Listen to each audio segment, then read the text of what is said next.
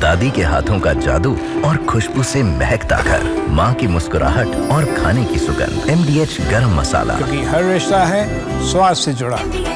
SCO summit से पहले चीन का बहुत बड़ा बयान।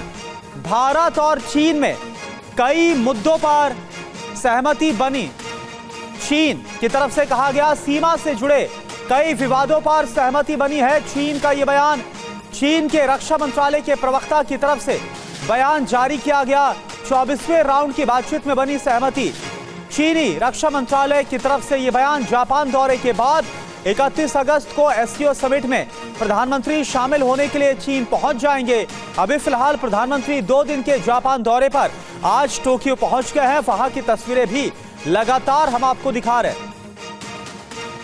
और मनीष झा इस वक्त हमारे साथ जुड़े हुए हैं। मनीष, बहुत बड़ा बयान है, खास तौर पर जो वैश्विक हालात है और जो हमने देखा 2020 के बाद ही जो भारत और चीन के रिश्ते बने रहे देखने को मिले। सीमा से जुड़े विवाद और कई मुद्दों को सुलझाने में काफी आगे बढ़े दोनों देश, ये बात कही गई है चीनी विदेश मंत्रालय की तरफ से।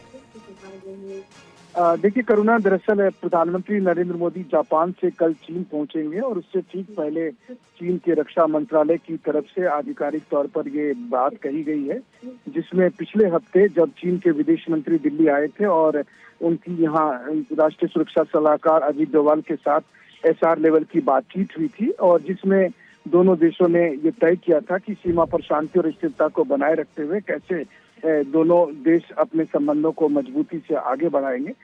कुल मिलाकर ये सहमति बनी थी कि भारत और चीन एक दूसरे को पार्टनर के तौर पर देखें, ना कि प्रतिद्वंदी के तौर पर देखें, और दोनों देश एक दूसरे के प्रति आदर भाव रखें, एक दूसरे की कंसर्न को समझें और जो वैश्विक मंच पर जो अवसर आते हैं उसको दोनों मिलकर उसका फायदा उठाएं और उसके लिए दोनों देशों के बीच सहयोग होना चाहिए। तो इस बात को एक बार फिर से दोहराया गया है चीन के रक्षा मंत्रालय की तरफ से।